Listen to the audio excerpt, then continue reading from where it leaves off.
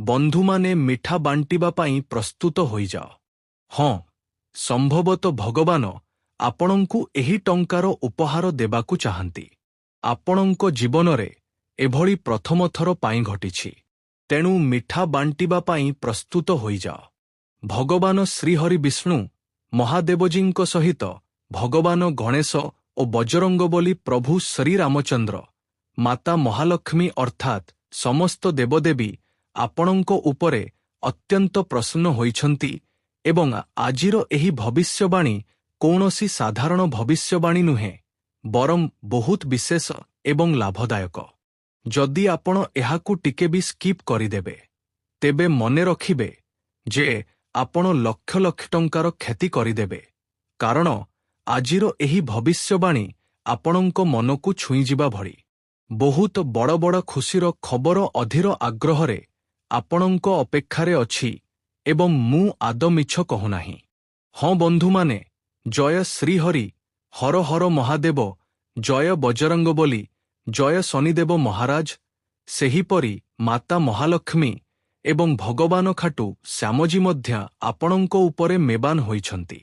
ବନ୍ଧୁମାନେ, ମନେ ରଖିବେ, ମଝିରେ ମଝିରେ ଜୀବନରେ ଏଭଳି ସମୟ ଆସେ ଯେତେବେଳେ ମନେ ହୁଏ ମୁଁ ତ ବହୁତ ପରିଶ୍ରମ କରୁଛି, କିନ୍ତୁ କୌଣସି ଫଳାଫଳ ଦେଖିବାକୁ ମିଳୁନାହିଁ। ଟଙ୍କା ଆସିଲେ ବି ଘରେ ତିଷ୍ଠେ ନାହିଁ। ଘରେ ସବୁବେଳେ ଅଶାନ୍ତି ଲାଗି ରହିଥାଏ। କାମ ହେଉ ହେଉ ମଧ୍ୟାନ୍ତରରେ ଅଟକି ଯାଏ ଏବଂ ମନରେ ଗୋଟିଏ ପ୍ରଶ୍ନ ଆସେ, ଆମର ଜୀବନ କେବେ ବଦଳିବ? କେବେ ଆମର ଭାଗ୍ୟ ଚମକିବ? କେବେ ଆମର ଭାଗ୍ୟ ସମସ୍ତଙ୍କୁ ଜବାବ ଦେବ? କିନ୍ତୁ ଜ୍ୟୋତିଷଶାସ୍ତ୍ରୀୟ ମାନ୍ୟତା ଅନୁଯାୟୀ ପ୍ରତ୍ୟେକ ବ୍ୟକ୍ତିଙ୍କ ଜୀବନରେ ଏଭଳି ଏକ ସମୟ ଆସେ ଯେତେବେଳେ ପରିସ୍ଥିତି ହଠାତ୍ ମୋଡ଼ ନେବାକୁ ଆରମ୍ଭ କରେ। ହଁ ବନ୍ଧୁମାନେ, ଆଜିର ଏହି ବାର୍ତ୍ତାଟି ଠିକ୍ ସେହି ବିଶେଷ ପରିବର୍ତ୍ତନ ଆଡ଼କୁ ହିଁ ସୂଚାଉଛି। ଆପଣଙ୍କ ସାମ୍ନାରେ ଥିବା ଧନ, ମିଠା, ପ୍ରଦୀପ, ଦେବଦେବୀ ଏବଂ ଗ୍ରହଗୁଡ଼ିକର ଏହି ସମ୍ପୂର୍ଣ୍ଣ ଦୃଶ୍ୟଟି କେବଳ କୌଣସି ସାଜସଜ୍ଜା ନୁହେଁ ବନ୍ଧୁମାନେ। ଆପଣ ରେ ଯାହା ଦେଖିଛନ୍ତି, ଏହାକୁ ଏକ ପ୍ରତୀକାତ୍ମକ ସଂକେତ ଭାବରେ ବୁଝନ୍ତୁ। ଧର୍ମକର୍ମ ସହିତ ଆଶୀର୍ବାଦ ଏବଂ ପରିଶ୍ରମ ସହିତ ସଠିକ୍ ସମୟର ମେଳ ଭାବରେ ବୁଝନ୍ତୁ। ହଁ ବନ୍ଧୁମାନେ, ଭଗବାନ ଶ୍ରୀକୃଷ୍ଣ ରାଧେରାଧେଙ୍କ କୃପାରୁ ଆପଣଙ୍କ ଜୀବନରେ ଏତେ ବଡ଼ ସୁଯୋଗ ଏହି ପ୍ରଥମ ଥର ପାଇଁ ଆସୁଛି। ତେଣୁ ଭିଡ଼ିଓଟିକୁ ଶେଷ ପର୍ଯ୍ୟନ୍ତ ନିଶ୍ଚୟ ଶୁଣିବେ, କାରଣ ଏହାପରେ ଆମେ ଆଲୋଚନା କରିବା ଭଗବାନ ଶ୍ରୀହରି ବିଷ୍ଣୁ ମହାଦେବଜୀ ଏବଂ ବଜରଙ୍ଗବଲି ଶନିଦେବ ମହାରାଜ, ମା ଲକ୍ଷ୍ମୀ, ମା ସରସ୍ୱତୀ ଏବଂ ସମସ୍ତ ଦେବଦେବୀଙ୍କ ସେହି ବିଶେଷ ଆଶୀର୍ବାଦ ସମ୍ପର୍ଣ୍ଣରେ, ଯାହା ଏହି ସମୟରେ ଆପଣଙ୍କ ଉପରେ ମେବାନ ହୋଇଛି। ମୁଁ ଆଦୌ ମିଛ କହୁନାହିଁ, ସତ କହୁଛି। ଆଗାମୀ ସମୟ ଆପଣଙ୍କ ଜୀବନ ପାଇଁ ସବୁଠାରୁ ବିଶେଷ ଏବଂ ଲାଭଦାୟକ ହୋଇପାରେ। ଏତେ ବଡ଼ ଖୁସିର ଖବର ଆପଣ ଜୀବନରେ ଏହି ପ୍ରଥମ ଥର ପାଇଁ ପାଇବେ। ତେଣୁ ବନ୍ଧୁମାନେ, ଆଜିର ଏହି ଭବିଷ୍ୟବାଣୀର ପ୍ରଥମ ସଂକେତଟି ଆପଣଙ୍କୁ କହୁଛି ଭଗବାନ ଶ୍ରୀବିଷ୍ଣୁଜୀଙ୍କ ଆଶୀର୍ବାଦ। ହଁ, ବିଷ୍ଣୁଜୀଙ୍କୁ ଜଗତର ପାଳନକର୍ତ୍ତା ଭାବରେ ମାନାଯାଏ। ଜ୍ୟୋତିଷ ଓ ଧାର୍ମିକ ମାନ୍ୟତାରେ ଗୁରୁଗ୍ରହକୁ ଜ୍ଞାନ, ବିସ୍ତାର ଏବଂ ମାର୍ଗଦର୍ଶନ ସହିତ ଯୋଡ଼ି ଦେଖାଯାଏ। ଯେତେବେଳେ ଜୀବନରେ ଗୁରୁତତ୍ତ୍ୱ ମଜବୁତ ହୁଏ, ସେତେବେଳେ ବ୍ୟକ୍ତିକୁ ସଠିକ୍ ଲୋକଙ୍କ ସାଥ ମିଳିଥାଏ। ବନ୍ଦ ଥିବା ରାସ୍ତାରେ ନୂଆ ରାସ୍ତା ଦେଖିବାକୁ ମିଳିଥାଏ ଏବଂ ନିଷ୍ପତ୍ତି ନେବାର କ୍ଷମତା ମଧ୍ୟ ଉନ୍ନତ ହୋଇଥାଏ। ହଁ ବନ୍ଧୁମାନେ, ଏହାର ସବୁଠାରୁ ବଡ଼ ସଂକେତ କ'ଣ? ଯେଉଁ କାମଟିକୁ ନେଇ ଆପଣ ଦୀର୍ଘ ସମୟରୁ ପେରେଶାନ ଥିଲେ, ସେହି କାମଟିରେ ହଠାତ୍ କୌଣସି ବ୍ୟକ୍ତି ଆପଣଙ୍କୁ ସାହାଯ୍ୟ କରିପାରନ୍ତି। ଆଉ ସାହାଯ୍ୟ କେବଳ ଏକ ପ୍ରକାରର ହୋଇନଥାଏ, ଅନେକ ପ୍ରକାରର ସାହାଯ୍ୟ ମିଳିପାରେ। ଅଥବା ଏଭଳି ହୋଇପାରେ ଯେ କୌଣସି ଅଟକି ରହିଥିବା ଜବାବ ଆପଣଙ୍କ ପାଖକୁ ଆସିଯାଏ। କୌଣସି ପୁରୁଣା ସମ୍ପର୍କରୁ ହଠାତ୍ ଆପଣଙ୍କୁ ଲକ୍ଷ କୋଟି ଟଙ୍କାର ଲାଭ ମିଳିଯାଏ, କିମ୍ବା ଏଭଳି ଅବସର ସାମ୍ନାକୁ ଆସେ ଯାହାର ଆପଣ କେବେ କଳ୍ପନା ମଧ୍ୟ କରିନଥିଲେ। ଏହିସବୁ ଆପଣଙ୍କ ଭଲ କର୍ମ ଏବଂ ପରିଶ୍ରମର ବଦଳତରେ ହିଁ ସମ୍ଭବ ହୋଇଛି। ହଁ, ଏବଂ ଏହା ହେଉଛି ଆଜିର ପ୍ରଥମ ବାର୍ତ୍ତା। ପରିଶ୍ରମ ଛାଡ଼ିବା ଆଦ ନୁହେଁ ଏବଂ ଆଶା ଭାଙ୍ଗିବାକୁ ଦେବା ମଧ୍ୟ ନୁହେଁ। ଭଗବାନ ସମସ୍ତ ଭକ୍ତଙ୍କ ଡାକ ଶୁଣନ୍ତି ଏବଂ ଏହି ସମୟଟି ଜଗତପାଳକ ଭଗବାନ ଶ୍ରୀହରି ବିଷ୍ଣୁଙ୍କ ଆଶୀର୍ବାଦ ଆପଣଙ୍କ ଉପରେ ରହିଛି। କାରଣ ଭାଗ୍ୟର ଦ୍ୱାର କେବେ ଖୋଲିଯାଏ ତାହା କେହି ଜାଣନ୍ତି ନାହିଁ। ତୈୟ ସଂକେତଟି ବହୁତ ମନୋଯୋଗ ଦେଇ ଶୁଣନ୍ତୁ। ଭଗବାନ ମହାଦେବଜୀଙ୍କ କୃପା। ଏବେ ଆମେ ଦେବ କେ ଦେବ ମହାଦେବଜୀଙ୍କ କଥା କହୁଛୁ।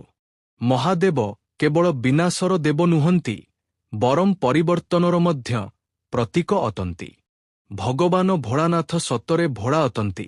ବନ୍ଧୁମାନେ, ମଝିରେ ମଝିରେ ଜୀବନରେ ପୁରୁଣା ଜିନିଷଗୁଡ଼ିକ ଏଥିପାଇଁ ଭାଙ୍ଗିଯାଏ କାରଣ ନୂଆ ଆରମ୍ଭ ପାଇଁ ଜାଗା ପ୍ରସ୍ତୁତ ହେଉଥାଏ।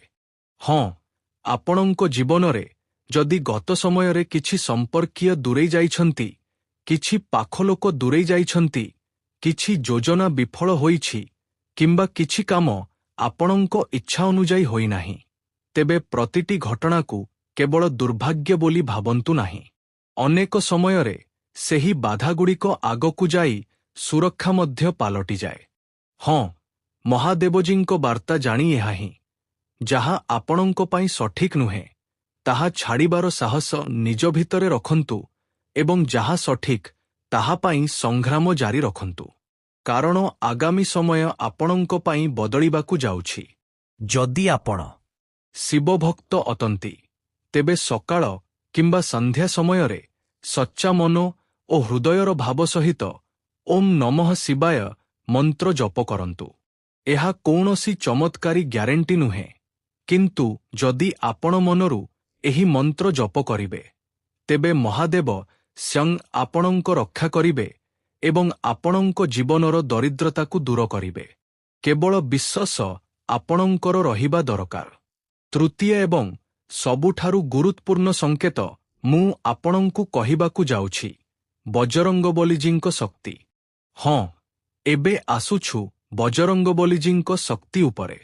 ଯେତେବେଳେ ମନୁଷ୍ୟ ଭୟରେ ଘେରିଯାଏ, ଆତ୍ମବିଶ୍ୱାସ ଦୁର୍ବଳ ହୋଇପଡ଼େ, ଛୋଟ ଛୋଟ ସମସ୍ୟାଗୁଡ଼ିକ ବଡ଼ ବଡ଼ ବୋଲି ମନେ ହେବାକୁ ଲାଗେ, ସେତେବେଳେ ହନୁମାନଜୀଙ୍କ ଭକ୍ତି, ସାହସ ଏବଂ ଅନୁଶାସନର କଥା ମନ ପକାଇଦିଏ। ହଁ ବନ୍ଧୁମାନେ, ହନୁମାନଜୀ ସ୍ୱୟଂ ସଙ୍କଟମୋଚନ। ଯଦି ଆପଣ ଆଗାମୀ ଦିନରେ ତାଙ୍କର ପୂଜାପାଠ କରନ୍ତି, ସଚ୍ଚା ମନରେ ଭଗବାନଙ୍କ ନିକଟରେ ବିନତି କରନ୍ତି, ତେବେ ହନୁମାନଜୀ ଆପଣଙ୍କ ଡାକ ନିଶ୍ଚୟ ଶୁଣିବେ। ମୋ କଥାକୁ ଦୟାକରି କେହି ମଜାକ ବୋଲି ଭାବନ୍ତୁ ନାହିଁ। ଜ୍ୟୋତିଷଶାସ୍ତ୍ରୀୟ ପରମ୍ପରାରେ ମଙ୍ଗଳବାର କିମ୍ବା ଶନିବାର ଦିନ ହନୁମାନଜୀଙ୍କ ଆରାଧନା ବିଶେଷ ଭାବରେ କରାଯାଏ। ଏହି ଦିନ ଯଦି ଆପଣ ହନୁମାନଜୀଙ୍କ ପୂଜାପାଠ କରନ୍ତି, ତେବେ ପ୍ରଭୁ ଶ୍ରୀରାମଚନ୍ଦ୍ରଙ୍କ ସହିତ ଶନିଦେବ ମହାରାଜଜୀଙ୍କ ଆଶୀର୍ବାଦ ମଧ୍ୟ ପ୍ରାପ୍ତ ହୋଇଥାଏ।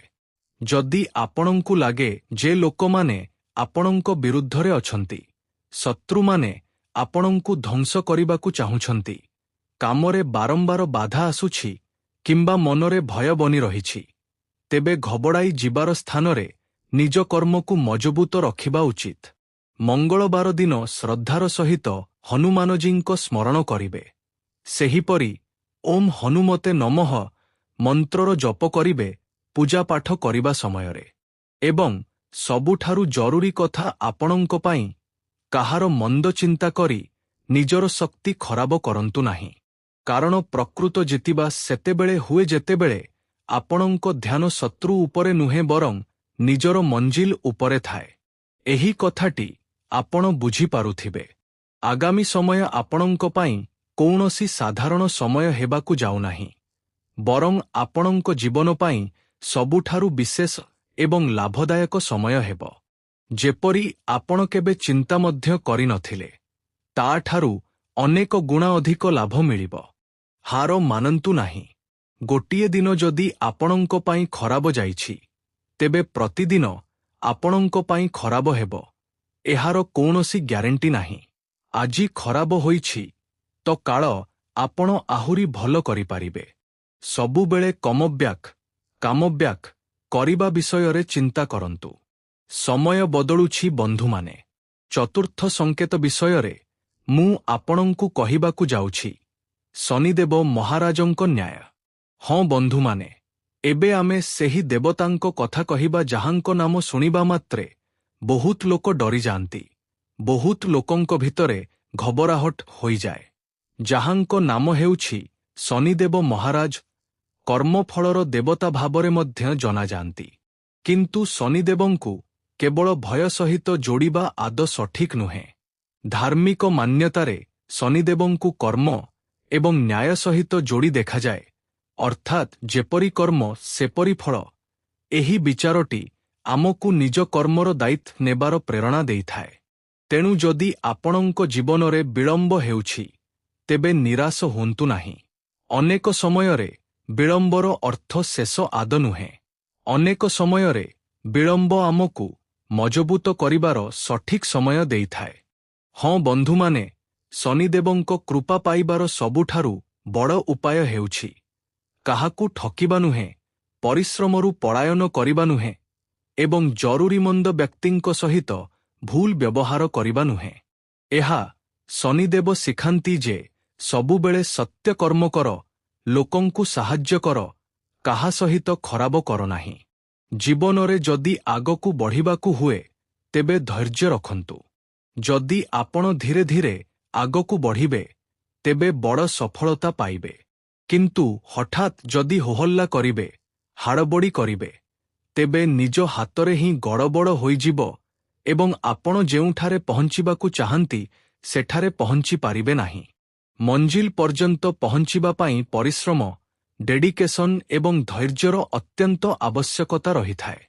ଶନିବାର ଦିନ ନିଜ କ୍ଷମତା ଅନୁଯାୟୀ ଜରୁରୀମନ୍ଦ ବ୍ୟକ୍ତିଙ୍କୁ ସାହାଯ୍ୟ କରିବା ଉଚିତ। ତେଣୁ ଆଜିଠାରୁ ହିଁ ଆପଣ ନିଜ ମନରୁ ଏକ ସଂକଳ୍ପ ନିଅନ୍ତୁ ଏବଂ କୁହନ୍ତୁ, ମୁଁ ପରିଶ୍ରମ କରିବି, ଭୁଲ ରାସ୍ତାରୁ ବର୍ତ୍ତିବି ଏବଂ ନିଜ କର୍ମକୁ ଆହୁରି ଭଲ କରିବି। ଏହା ହିଁ ଶନିଦେବଙ୍କ ବାର୍ତ୍ତାର ସବୁଠାରୁ ସୁନ୍ଦର ରୂପ ଅଟେ। ଆପଣଙ୍କୁ ନିଜ ମନରେ ହିଁ ଏହା ଦୋହରାଇବାକୁ ହେବ। ହଁ ବନ୍ଧୁମାନେ, ଏବଂ କେବେ ମଧ୍ୟ କାହାର ପଦ୍ଧତି ଦେଖି ଜଳିବେ ନାହିଁ, କାହା ସହିତ ନିଜର ତୁଳନା କରିବେ ନାହିଁ। ଭଗବାନ ଯେପରି ମଧ୍ୟ ଆପଣଙ୍କୁ ଗଢ଼ିଛନ୍ତି, ସବୁଠାରୁ ଅଲଗା ଏବଂ ସର୍ବଶ୍ରେଷ୍ଠ କରି ଗଢ଼ିଛନ୍ତି। ଆପଣ ନିଜ ଭିତରେ ଅଦ୍ଭୁତ ଅଟନ୍ତି। ଆପଣ କେବେ ମଧ୍ୟ କାହା ସହିତ ତୁଳନା କରିବେ ନାହିଁ, କାରଣ ଆଗାମୀ ସମୟ ଆପଣଙ୍କ ପାଇଁ ସବୁଠାରୁ ବିଶେଷ ଏବଂ ଲାଭଦାୟକ ହୋଇପାରେ। ଚାକିରି କରୁଥିବା ବ୍ୟକ୍ତିମାନଙ୍କୁ କୌଣସି ସହକର୍ମୀଙ୍କୁ ବ୍ୟକ୍ତିଗତ ପେରେଶାନୀରେ ସହଯୋଗ ସାହାରା ଦେବାକୁ ପଡ଼ିପାରେ। ତାଙ୍କର ବ୍ୟକ୍ତିଗତ କଥାକୁ ଗୋପନୀୟ ରଖନ୍ତୁ। ସମ୍ପର୍କରେ ବହୁତ ନରମତା ଏବଂ ବୁଝାମଣା ରହିବ। ପାର୍ଟନର ବିନା ଅଧିକ କହି ମଧ୍ୟ ଆପଣଙ୍କ ଭାବନା ବୁଝିପାରିବେ। କଥାବାର୍ତ୍ତାରେ ଆପଣାତ ରହିବ।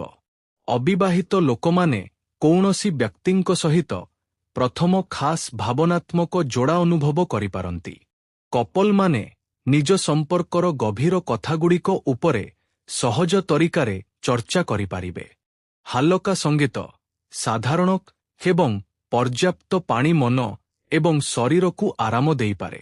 ଦୀର୍ଘ ସମୟ ପର୍ଯ୍ୟନ୍ତ ଭୁଲ ମୁଦ୍ରାରେ ବସିବାରୁ ବର୍ତ୍ତନ୍ତୁ। ନାରିଳ ପାଣି ସାଧାରଣ ପେୟ ତୋରରେ ନିଆଯାଇପାରେ, କିନ୍ତୁ କିଡନୀ ବା ପୋଟାସିୟମ୍ ସହିତ ଜଡ଼ିତ